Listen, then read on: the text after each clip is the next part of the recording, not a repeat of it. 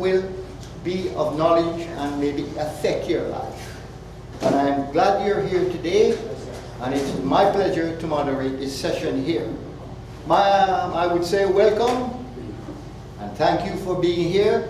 Doche, wingin layo, how. How pinon? How pinon? Are you in good health? Yeah, how pinon? How? I was born in China. I was born in Jamaica. We have a few Jamaican here of Chinese heritage who is interested in this subject as well because they're Chinese. Anyway, we shall start now.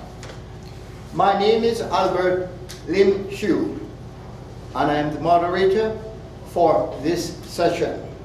Before we settle in and begin, I am asked by the presenter for this session to poll the audience of the following question. Incidentally, this was given to me by the gentleman to ask you certain questions which will affect his lecture. Did you know that India had fought a war in the past with India? No, India and China fought a war. India and China fought a war. Okay. Did anyone know that India and China fought a war? In the past. In the past, okay. In the border war, yes. Second question. Did anyone know that Chinese were interned in a concentration camp in India? Okay. AIDCI stands for the Association of Indian Deoli Camp Internees, 1962. This is not a non-profit. This is a non-profit, not-for-profit organization started in 1920 by the group of ex-internees from the 1962 Sino-Indian War. Today presenter are Xing Len, Secretary of AIDI, Yen Xing Wong, President of AIDCI. Okay, gentlemen, a round of applause for them. Vincent Liu of Board of Directors. Thank you. You are acknowledged the people who is involved in regards and been in internment in India during the war at that time. So without further ado, I'll ask you to continue with whatever you have to do. Thank you. Thank you, Albert, for your nice introduction. Because what happened is that we have about 50 and 70% of the people who already know about the war to a certain degree. We are going to go a little bit higher up as well, and then go into detail about when he actually going to present. So the agenda for today, we're going to run down. I'm going to do the introduction for the AIDCI, and then next is Yin Sheng Wong is going to speak in Hakka about his experience in the camp, and then I have to translate it in English because not everybody knows Hakka, so I'm going to translate it. And then next is Vincent Liu, who his dad was in the concentration camp. He was outside of the camp. So he's going to give him, his perspective about how his feeling is looking from the outside in. And then afterwards, I'll just introduce into the comparison of the Japanese and the Japanese internment camp relative to this one, and then go into a small video to give you an overview of what's going on. It's actually give you a good picture of where we relate things up, and then we'll conclude after that with a question if there's any. Okay, so we go right into the AIDCI, which Albert already mentioned, is a non-for-profit organization. It was founded by a lot of the ex-internees, and about close to 100 of them are actually in Toronto. So, historical background behind the AIDCI, as we mentioned, it was actually related to the October 1962 war, the border war, Sino-Indian War, that after the war, just about the time, October and November timeframe, the actual, about 3,000 of those Chinese, Indian, actually a lot of them are actually born in India. they were actually carted into the train and then shipped all the way to Rajasthan. So from the eastern side of the border, they were actually shipped all the way to the western side of the border towards Pakistan. Okay. So the Chinese Indian were accused of being a spy or communist or that kind of and they were never charged and they were released without any charge as well. For between some of them stayed for 6 months to 5 years. And the only internment camp lasted about approximately 5 years, as I mentioned. There was actually a greater impact beyond the 5 years that we were just talking about, because it will relate to the fact that a lot of the Chinese migration happens around after the war because of what happened. So you'll see that what happened is that a lot of them have actually migrated to Canada, United States, Europe, Austria, Australia, and so on in the United States. We have some interns from the United States as well. So that is what has happened with the war that have actually devastated the whole community in India. So this is just a map of what the conflict was about.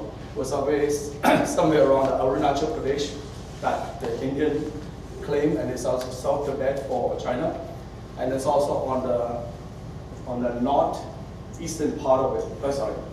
Western part of it on the Kashmir area. It's the AIDCI area, and along that border with anything related to the Red Ocean, and it's still in dispute as of today. We won't go into deep into the conflict. We're going to be concentrating more on the internments. And this is a camp that they stayed at in Rajasthan, the Deoli in Rajasthan, which is actually in Rajasthan. So this is what we do as an organization. We hold annual reunion meetings on a yearly basis, and this year happens to be on September 18. And we have basically Dr. Kilo was one of our speakers on one of the annual event in 2014, September 13. And we do actually about 6 board meetings, 7 depending on the situations. We also a number of our basically ex-internees as well as have written books on the Deoli camp. And there's a number of articles right now starting to come up because of the 50th anniversary that happened just in 2012 right now. So we have participated in 2012 on the Hakka conference, and we have different speakers that have actually done the speech as well. One of them was Riley, and she should be showing up. She was in another meeting right now. We did the 50th anniversary. It was about 300 plus, around 300 families, ex-internees attended the meeting. It was a big event. We actually had it in the Commander Park Recreational Center, which was can hold about 500. We were jammed full, basically. And it's about 50 ex-internees that attended. We're close to 100. 50% showed up, which was a good show. And in just last year in October, there was a lot of things. We have it on my binder or different things we do. I'll just give you the highlights on some of them. So in October 2014, a group of ex-internees, Michael was one of them. Stephen was supposed to show up today because of the relative. He didn't show up. He was also back went to India last year in October. 2015, along with Joy Ma, and also Jean Marsh. That was he wrote a book. She wrote a book, Doing Time in Nehru. So they were actually like about five of them went back to Delhi and New Delhi to commemorate the Gandhi, Mahatma Gandhi. He was basically the God, I would say, God of peace. If you really read about history about Mahatma Gandhi, so we want to actually tailor to his type of peaceful way that we're going to go about in terms of reconciling the ex-internees with the Indian government or whatever it is, what happened in the past. Just want to be peaceful and solve this thing once and for all. Basically have a formal apology. So we planted about 4 Deoli trees in the Milliken Park, which is at Steeles and McCowan. So we have 4 trees right now up. We just planted about last year. So our mission statement is pretty simple. One is to educate the public, and the other one is to have a formal apology from the Indian government. And we're not looking for, like big things or whatever, just to make sure the future event does not happen again. Because this is happening all over the world with a lot of minority being suppressed, and that has happened. And it's not only in India, there's, you can take example all over the world.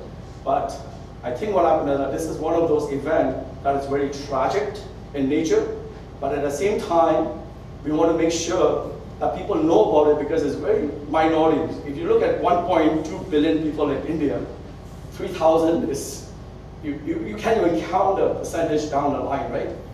So in India, the Chinese are basically have no status or basically nobody because of the population size impact. So there's no political voice or economic voice, right? Okay, we're gonna stop right here. I'm gonna ask Yinsen to come up, and he's gonna do his Hakka part of it, which is related to the internment camp, and I will translate it into the English for you guys. So we're not gonna translate it one sentence by sentence, which is gonna take forever. So we're gonna let him read it through, and I'm gonna do my part. 欢迎城市属参加2016年世界客家研讨会，今年喺約 University 以下。1962年中英邊界衝突，印度政府將提出印度3胎出生嘅印度裔個繁衍家庭到一個單身男人用火車作為英國時代嘅10周年典禮和沙漠嘅。8年7日嘅火車行程有啲差嘛，連一台個人嘅地方今年做翻工開始啦，4個時候就開始啦，火車都談了我哋10分炒差3,000塊，佢哋數都哪有東西本嚟嘅播音機，親喊口號，印度萬歲，中國人坤地中國，10條莊頭親。上嘅火車見好飛，咱有好乜嘢差不多窗外觀出門口吃飽，跑出太有200多個人，係咪？乘坐費用確實是雷響，印度軍人對士兵點頭話，你隔啊離開一台，否則會開槍，係咪？否則會開槍。當時啊，火車我就跌嚟有一多乜嘢是啊，下來了天然嘅火車，係咪？天然嘅火車到10周年以後啊，有一多東西都蠻做真得蠻有錢，佢用在裝潢啊，放喺 IT 方面啊，無論呢，呢度嘅用乜嘢馬順做嘅民眾要 IT 方面可能到一個太細嘅嘛通，係咪？但係太子嘅數可以所以班嘅有年輕啩。3個，就通都會爬出來啊！家人小朋友用那種唔敢去小朋友，而免個雙腳踏啊面從大出去，你有3個標咩？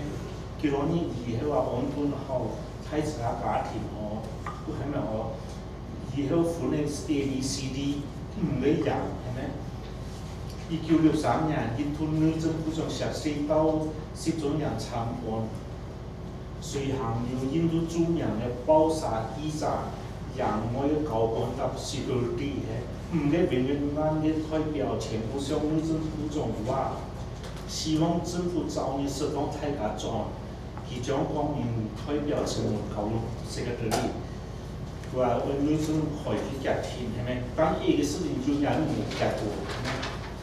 讓中大家受到中國風俗是送門難流門嘅民意暴力嘅，每個有約乜嘢水漫係咪關係呢？反正人每衣服國際風俗是也有理論，每夾有加拿大嘅一些東西係咪？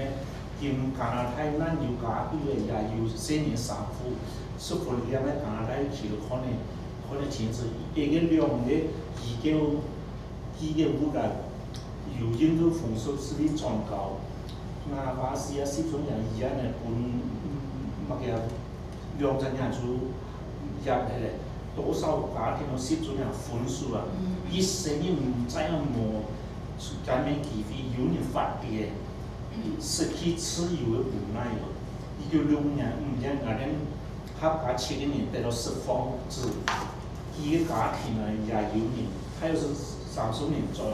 有叫人送，叫人搞每個家庭代表一個禮拜嘅使用費，只能夠買數本便宜嘅食嘅東西，每年搶到一半嘅錢啊！一批年後再重新做實驗，用半期半到過年嚟，叫市民將嗰啲搞個社落嘅外條叫嗰啲價嘅做啊，每年好似外條叫報道，嗰啲店做嘅皮啊、手啊，冚唪唥嘅本老重壓嘅咧。損失縮唔太，但係政府要將埋啲東西放長遠，但辦嘅時候啊，辦嘅時候啊，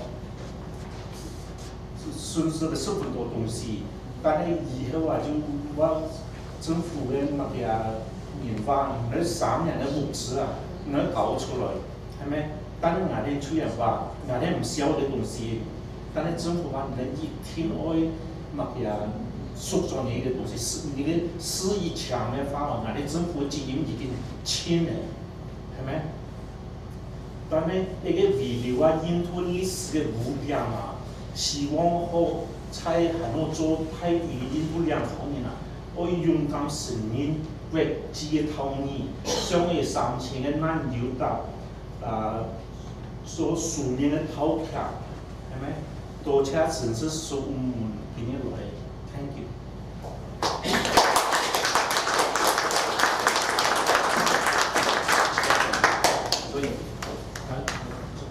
Okay, I'm just going to translate his Hakka speech just now. So welcome, ladies and gentlemen, to the 2016 Toronto Hakka Conference at York University Workshop. In 1962, the Sino-Indian border war, there were 3 to 4 generations of Chinese born in India.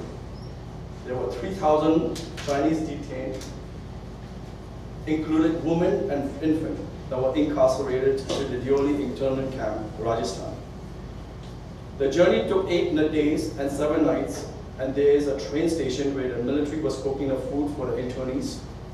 There were many Indians crowd that headed towards the train station as the Indian was carrying staffs, iron rod, and related weapons, and having a slogan of "Long live India" and Chinese go home. The military personnel was advised to leave the train station right away. As we were leaving, the crowd was throwing stones at the train along the way. We did not understand why the Indian knew that the Chinese were in the train. But later on, we found out the train was painted with enemy train, and actually there was an article that actually have it with a letter on the thing. We have actually articles on it as well. When we arrived at Deoli camp, Rajasthan, the living condition was horrible and the camp was not ready for living. The military personnel set up the tent for many families to sleep outside. The bed was made of coconut husk. There were numbers of holes on the ground with snakes inside. When the snakes came out, a lot of people were screaming, so everyone was afraid to go to the washroom at night. Many days later, the internees was organized into A, B, C, D, and E camp that we saw actually on the pictures. There's actually a section of it. In June 9, 1963, the Union Minister Lal Bahadur Shastri and many high general and security personnel accompanied him to the Deoli internment camp. Each of the camp leaders met the Union Minister to request for release for all internees from the Deoli camp. The Union Minister promised to take the internees' proposal to Parliament, but nothing transpired for many internees. The Chinese Red Cross provided presents to every family of food, clothing, towels, cigarettes, toothbrushes, and medication. The International Red Cross also came by and provided presents for children, clothing, as well as, and that was actually transferred through the Indian Red Cross. My dad died at the Deoli camp, and many of the families were separated with a close relative as well. A number of people have lost their mind, or actually gone crazy, some of them. So with so many years of living in the Deoli camp, most serious matter is the loss of freedom for many of them. In May 10, 1963, my families of 7 were released from the internment camp, but we entered with 8 of us, as we lost our dad inside. Further 30 more Chinese were released together. The Indian government gave $1.50 rupees per day to each family for a 7-day trip back home to Shillong. The entire trip was difficult and it was not enough to take care of daily meals. Back in Shillong, at the foreign registry office, we had to visit the police station every day to ensure that we remain in town. My family's stores and product inside the shop were moved to a warehouse by the Indian government when we were taken to Deoli camp. We suffered huge losses as leather products were destroyed by rats from almost 3 years at the warehouse. The enemy property inspector told us to remove the goods and pay for the warehouse cost, the high cost of the warehouse for 3 years. So we told the enemy property inspectors that we don't want any of the goods. They advised that we had to take them back. Once we sign the document, the Indian government will have no responsibility on the property. As a great nation like India, there has been no acknowledgement of this internment camp of Chinese in the Deoli camp by the Indian government, and no apology or compensation provided to the 3,000 internees that were detained in 1962. This particular event has remained in the Indian government dark history. I hope that the Indian leadership will be courageous enough to gain respect from the world and apologize to the Chinese internees of the Deoli internment camp of 1962. Thank you.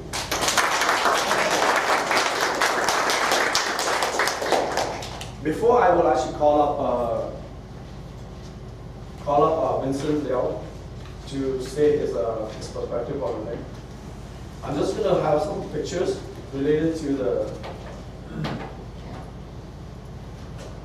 the camp. Okay, anyway, so this is like a barbed wire. You see that, if you ever seen those concentration camps, they have barbed wire on the fence level. So very similar to it.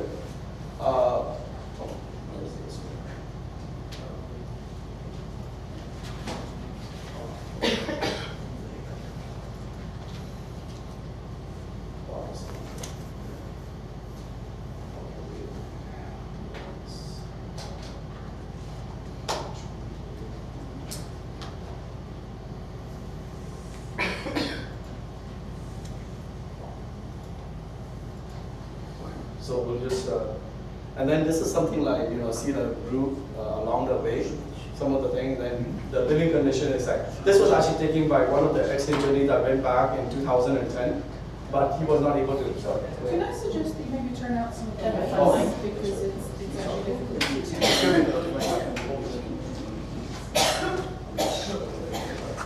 Okay. Thank you. So this is it's going to be quick, like we're trying to keep it low, like quick. So these are some of the camp pictures we have. And then what happened is that we celebrated the 50th anniversary, and these are the, we had a huge crowd, as you can see. So I will flip it through some of the pictures. And we have about 50 internees that was actually showed up, and some of them are really old, and we have the board of directors here. And we have people sign a document. And we were here in 2012 for the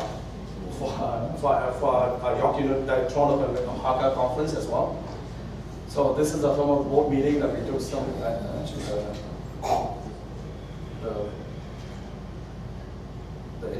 the Hakka conference, a board meeting, and then Dr. Kivlo was in 2014 as a key speaker.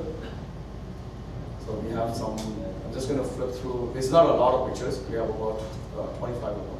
So this was the pictures from 2 years ago, and we're almost done. And then this is last year. Last year we do the annual thing, we have some entertainment as well. A few entertainments, and then these are the internees, and we have a 92 years old, that was actually his mom, that went to the camp as well.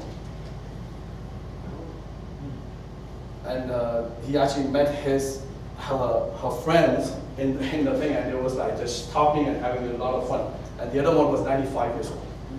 So it was a great So these are some of the things that we do, and then these are all the ex-internees that annually shows up, and all the families, members, and so on. So that's pretty much one of the things. We're going to ask Vincent Liao to come up and then. Could you flip on the line for you over there, please? Yeah, we're going to just. For Vincent. Vincent, you like to use the mic?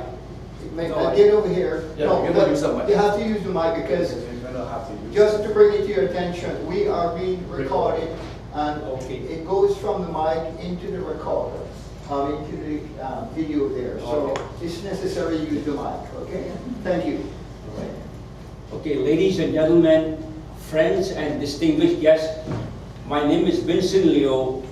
I'm the son of the late Mr. Liu Chung Shen, who was arrested and imprisoned by the Indian government at the Diori concentration camp for 5 years during the China-India border war that started in 1962. My late father was a prominent Chinese businessman. He had no affiliation or political ties to the mainland Chinese government at that time. He was arrested because of his ethnic background and falsely accused as a Chinese communist supporter. My late father's arrest in 1962 had a huge impact towards our family, both financially and emotionally. As a result of his arrest, which took away the breadwinner of the family, my mother could not afford to pay our tuition fees and other living expenses. I and my siblings had to stop schooling in order to help my mother work, put food on the table, and roof over our head. The emotional impact was so huge that we had separated from my father when we needed him the most while we were growing up.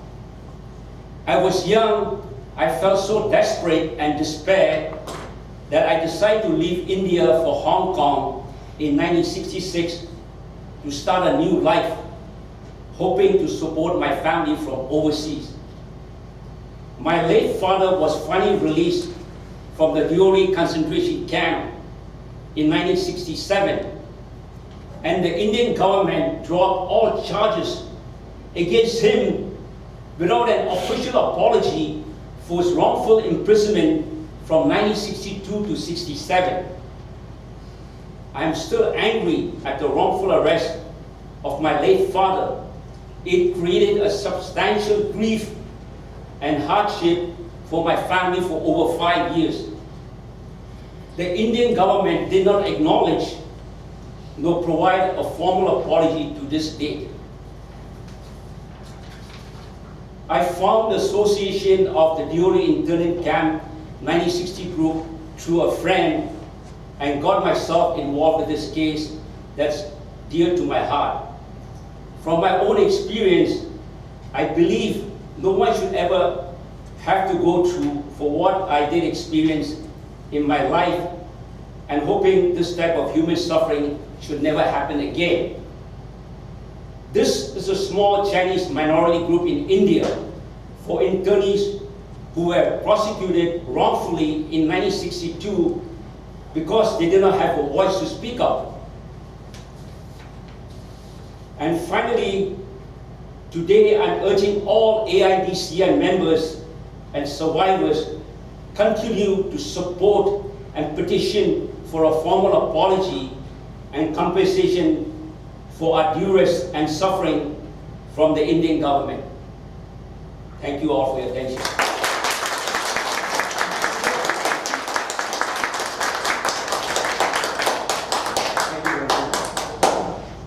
Okay, I'm just going to go down a little bit on the. One second. I'm going to go down to my slide. Okay, so we're going to just see a small, about 15 minutes video about the parallel between the Japanese and what happened to the internment camp in India.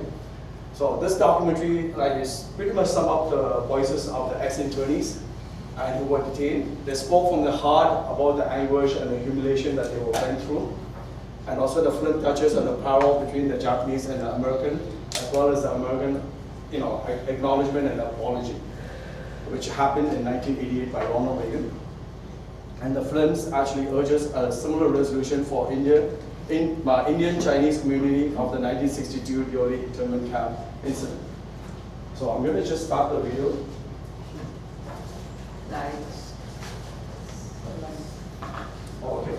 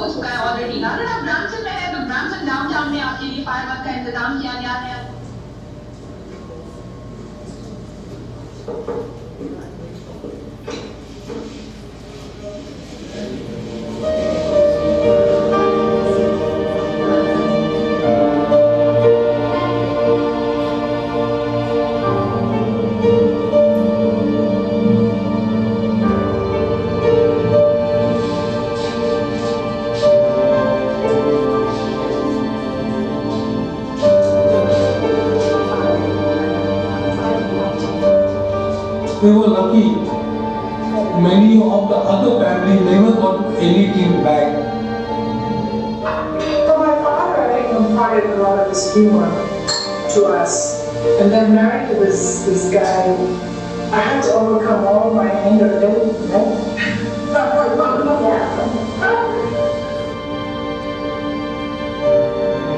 लंबा आखिरी सुबह का महीना इंतजार बड़ी तकलीफ है.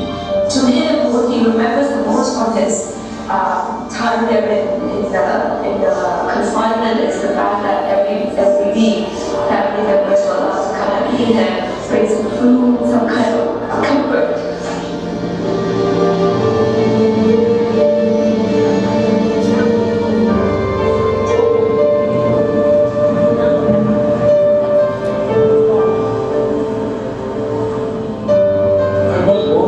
Calcutta, 1943, my grandfather came to India and lived in Calcutta, Chinatown, I think in 1926. Those days, they come here not for the purpose of settle in India. They come here to do some business, earn some money, and by the end of the year, they will go back to China to celebrate the Chinese New Year with the family.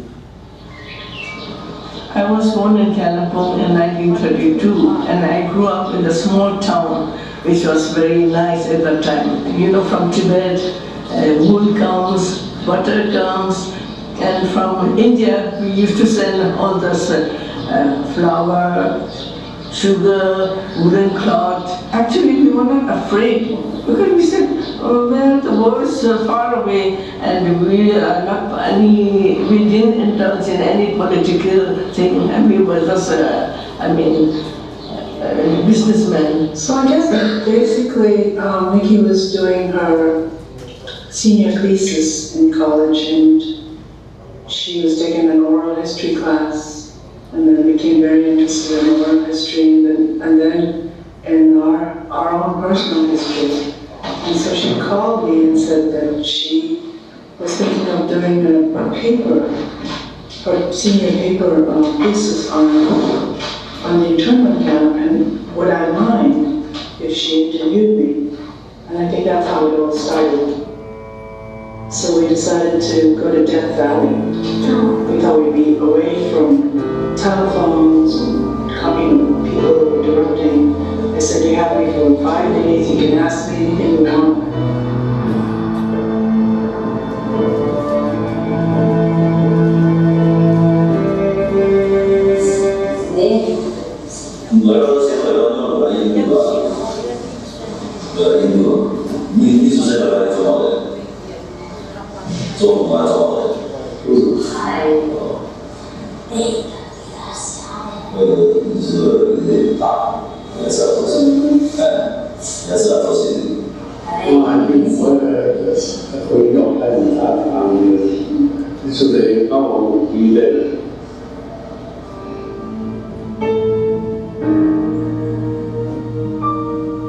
When the border war broke out between India and China in 1962, in October, all of our family were taken to the concentration camp. My father pleading with the police officer that let the students stay back, they are doing their schooling and all very vital time and all that. The police officer said, sorry, we have to obey the order. The arrest warrant is for the whole family.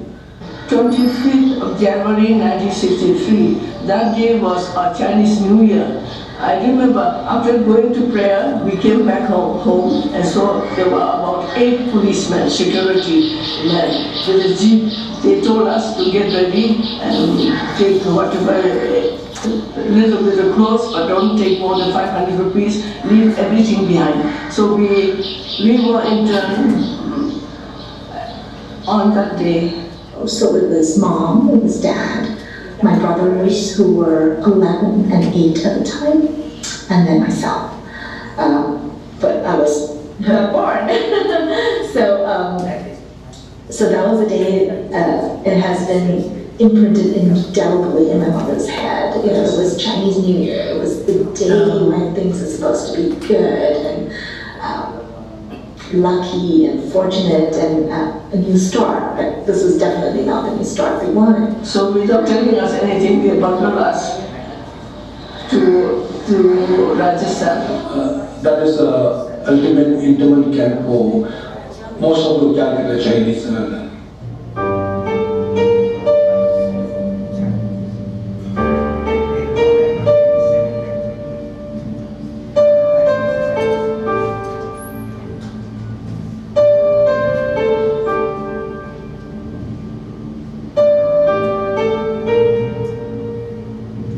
When I was 14 years old, my twin sister and I was there for 2.5 years with my parents. We have no freedom. We finally were given food to eat. We didn't know where to put it. And so somebody had found a cover of a tin, and he had eaten his bed, his gruel, so he said, here. So we had to use that. He had to cover him. When we were in the camp, my father was so sick. He was taken to the hospital more than a month. After that, he died there. And the hospital take his 2 eyes out. पूरा body का यानी कि गर्मी से एकदम यानी पानी गलते गया, बहुत सा जगह ऐसा काटा उठा, जैसे गलती से इधर से ऑपरेशन उधर वो हालत अभी भी याद होने से हम बहुत दुखी आता है कि दुनिया में ऐसी बदनसीब फैमिली को ऐसे मिलता है. And essentially our family kind of broke apart. We never was a family again.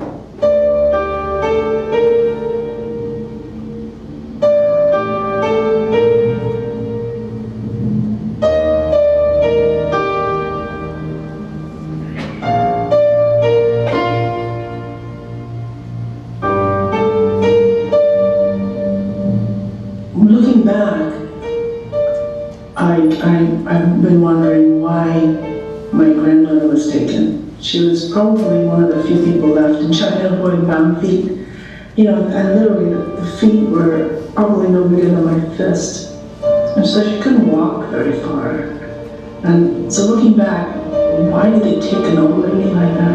I could never understand that. And the other thing was when my brother and I were released, I never really thought about it until recently how She was released after about 8 months or 6 months after we were gone.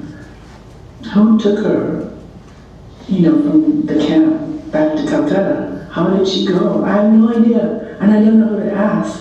I discovered that I was pregnant. I even told the doctor to have abortion, and the doctor refused to give me abortion. So, of course, luckily I didn't have it. I had joy. Definitely got the sense that she was very well looked after by a doctor, a female doctor. So when we went to the hospital, the nurse was there. I mean, they treated me very kindly, that I don't have any complaint.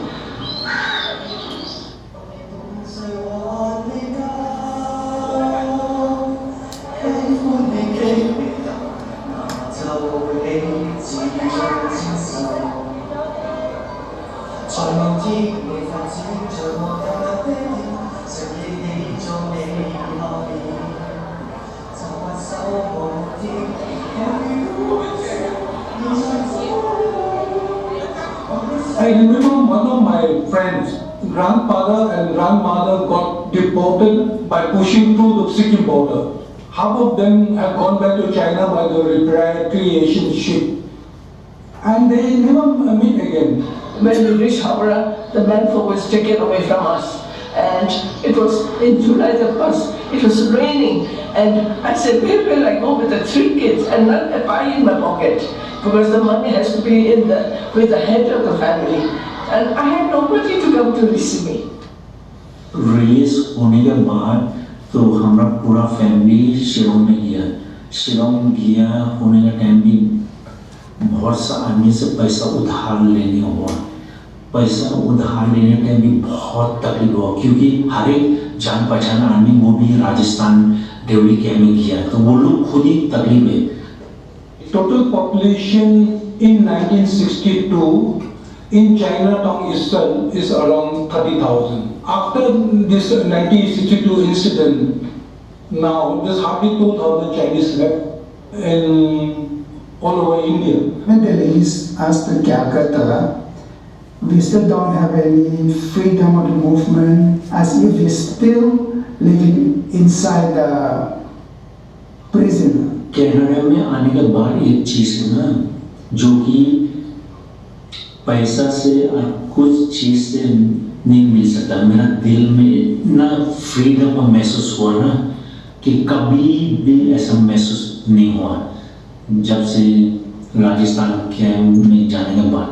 And what happened to my husband thought so much of India. He said, no, why should I go to a country which I don't even know? I was born in India and I work in India all my life. I don't want to change. That's what he said. I was crying because I was thinking, when will we be able to go away? So,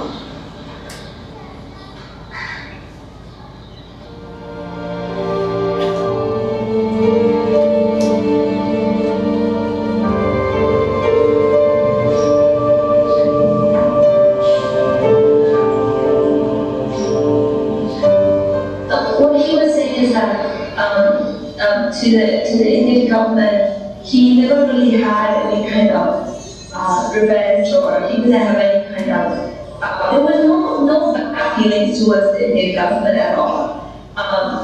To him, he remembers the most from his time there in the confinement is the fact that every week, family members were allowed to come and meet him, family members were allowed to bring some food, some kind of comfort when he was there. And then that's what he remembers the most. How do I say? My emotions kind of dried up. I was never able to cry for almost 40 years. Nothing moved me. Sad stories, movies, saying goodbye to people, nothing. Didn't witness her crying growing up at all, and suddenly there's this floodgate just opened, and there was something that kind of took over, this need to just share, and seeing her work on her book, go through that process, it seemed really therapeutic. So now I can't stop crying. I cry when I talk about it. And now I talk to everybody about it. I ask anybody, have you heard about the Chinese internment in India? You know, I'm not afraid anymore.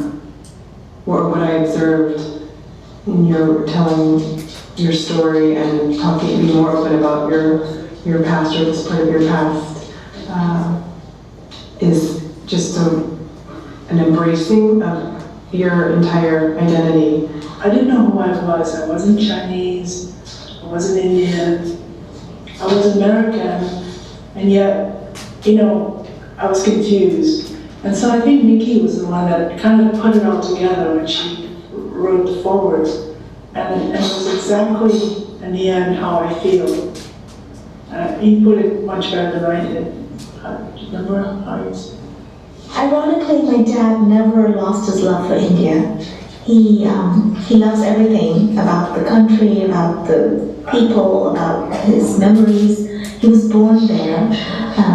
He has hypertension, but he eats jalebis, he eats samosas. When he is here in the Bay Area, he listens to Oakland's Hindi station, and he remembers everything from his days as a child in the area where he grew up. रात को खाना खाने के बाद हमेशा हम लोग दोस्त ने एक चारपाई लेके बग वायर के एकदम नजदीक में बैठ जाता है। वो बग वायर के बाहर एक थिएटर है, थिएटर में जो क्या गाना होता है, क्या क्या वो लोग का डायलेक्ट चल रहा है, एकदम क्लियर से सुनने मिलता है। बस ऐसी अनन्य है, डेली ऐसी। If you have two groups of people, if you have say a big group of Chinese and a big group of Indians, I sort of feel more comfortable in the Indian group. I'm gonna just fast forward and we'll दिल में ऐसा बार बार महसूस होता है ना, जैसे कि अंधेरी लंबी रात में कब सुबह आएगा मालूम नहीं, ऐसी दिल में महसूस होता है। इतना लंबा लंबा रात है, सुबह कब आएगा ये इंतजार बड़ी तकलीफ है।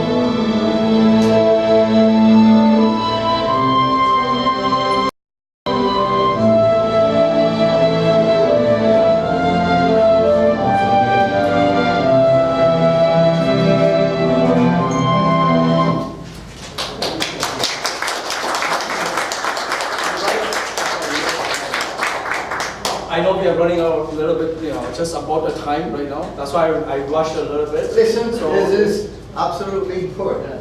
Yes. It's a touching part of our lives from being a minority in a country. But we all have to try and understand, whenever you're a minority in a country, the majority of the other people are over there, whether in England, in Jamaica, in India, there'll always be racism. Racism is something the law must legislate, and they have legislated in this country.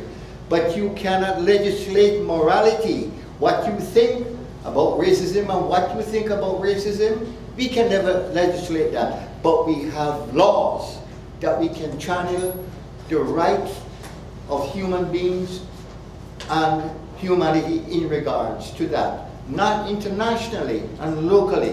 And Canada has a human rights law, which is important.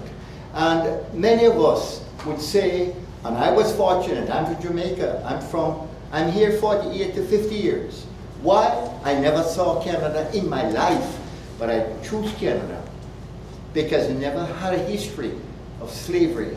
And most of all, there was a federal law that corrected and provincial law human rights. In the state it was a bit different because each state made their law. It's just the last couple of years the human rights. And again, I should say this. We should thank the black Americans for what they fought for, because the same thing they fought for is what we are fighting for as people individually and rightfully, that is as a human being. But thank God for today, there is human rights law all around, and that will certainly help us. I don't want to say too much to take up your time, but as I said, we have about 10 minutes or 15 minutes. 1 second. What I would like to say is I would like question and answer to answer that. To this gentleman here, please. The question is limited, don't make them very long. I appreciate We just have information as well, so if you want to look us up, and if you want to find that video that we have, it's actually posted in YouTube as well. Okay? Go ahead. What happened, I think the properties, sorry. businesses and all that. Sorry, just let it... No. Can you put back the address? Okay, sorry. Okay. What about the properties, businesses that were taken by the Indian government? Was that restituted to the people when they were free? It's actually 50-50, like for example, in his case, they were actually given back to him, but it was basically 3 or 5 years later, right? Some of the stuff is used, you pretty much will use this already rotten. But not all returned. Not all of them returned. Not all of them returned. It's part of it. So some of them didn't get anything. Yeah, and some what they got is all damaged, no good anymore. And plus they have to pay the rent for storage. And very nice. You don't take it, you still have to pay. For some, it's a different situation. For my situation, for our private situation, right? We have trade business, our lodging business, restaurant business was occupied by somebody. And they take 40 years to fight on the court. And then finally we got it, we're already here. So on the shoe business, we were able to climb back, and the rest of them, somebody occupied and never returned back. Go ahead. There's somebody at the back.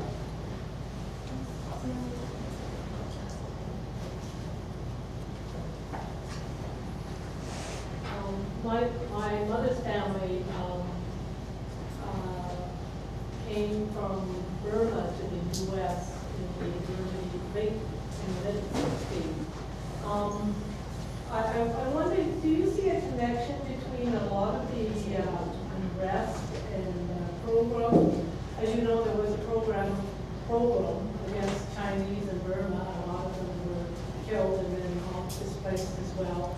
And do any of you see a connection between that and a lot of unrest in Asia around that time, starting off from, I would say, the early 60s to the late 70s, and then there was a lot of alleged CIA kind of involvement in that kind of unrest. Do you see your episode connected to a larger picture? Yeah, from my reading from the material, because actually I was born after the 1962, so I'm not part of the group. But I just happened that my father-in-law was there, so I got myself involved.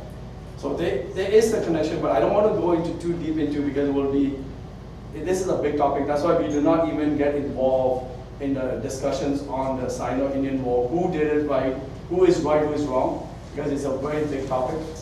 Because both sides, if you really look at it, any war, both sides have a little bit of, responsibility as well. But both sides can say the same thing: I'm right and you're right. So it's never a good thing to talk about. We can talk about that, but that's a huge topic to talk about. So what happened is that we just try to keep it on the internment. I know Burma and other ones. I won't able to get into it today. Well, again, I think you got a very good questions. Okay, I always ask this question myself, because that's one of the reasons I'm really passionate about this cause. Again, I'm also one of the internees, because our situation happened after Geneva Convention was signed in 1949, second protocol. India had ratified that Geneva Convention. But why they still do that? Why the Western country let that happen? During our 5 years in internment camp, Red Cross only visited twice. There's a big questions about that. And again, one of the reasons I come to this commission, and because Xuan called me the other day, I said, this has nothing to do with the Hakka. But again, I think about this. Hakka people, Hakka people have victimized lots of things what you asked. So look at Indonesia, after 1965, all the Chinese was not allowed to learn Chinese. Like you said, I think Burma, Malaysia, all this thing, that's a very good question you asked, and then I think it's worth to research these questions. Thanks for it. Yeah, it is a good question. It's actually been from the reading of the thing. It's actually not only in the 1962 war. We are talking about 1955 and actually 56 and so on. The restriction and also regulation starting to happen in India. Restricting Chinese movement, there's a lot of laws happening, implemented between the 1960s. But the thing is that it is actually pretty long. If you want to, we actually have lots of materials beyond over here as well. Thank you. Is there any more question? I will take a last one. Please, time is a factor. Basically, I want to, based on the documentary, it appears, I guess they're expecting them to get an apology from Indian government to the Chinese, just like as the Japanese. Yes, that's right. Yeah. So I would like to find out, you're celebrating the 50 years since you were in the in the camp. So what progress have you made to make known this fact of some apology from the Indian government to the Chinese who are literally, actually Indian citizens? Yes, so it is a good question. Absolutely, because what happened is that is why this organization was formed about 5 years ago. We started the organization as a movement, trying to galvanize more, educating the public and so on. For my expectation, I know there's a lot of internees, the hope and the expectation is that for the Indian government to apologize. But I don't see us happening in this generation or even the next generation. It will take a couple of wise people down the generations from the Indian side to acknowledge. Because what happened is that one of the things, I don't want to talk about the war, but India lost the war. So it's very hard for somebody to apologize, but you're not on the winning side of things. I just want to keep it that way. All right, one last question. Make it short. Okay, it's very short. I don't know if it's a question. I was living in India, Calcutta, from 1945 to 1950-51. Yeah. Yes. Lucky. And as a child, I found that all of or most of the Chinese people in Calcutta were Hakka. Yes. Yes. The first thing we said to each other, well, the adults did, was "Kap Fan Mo." Second one was "Ki Si Zhong Tong San." You still remember that?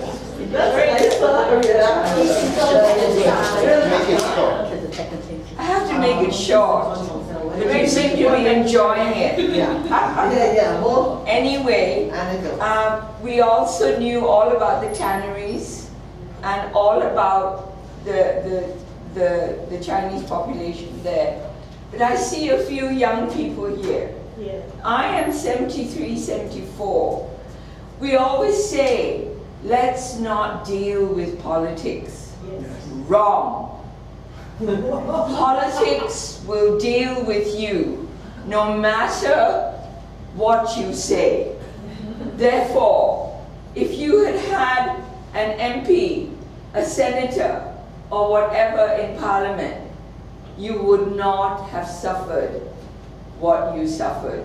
So go out there, become involved, speak your mind, and be active, not reactive. Being angry is reactive. Hating is reactive.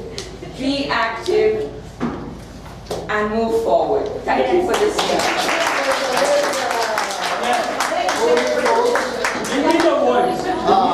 This is a good voice. a show of appreciation to our speakers and who have donated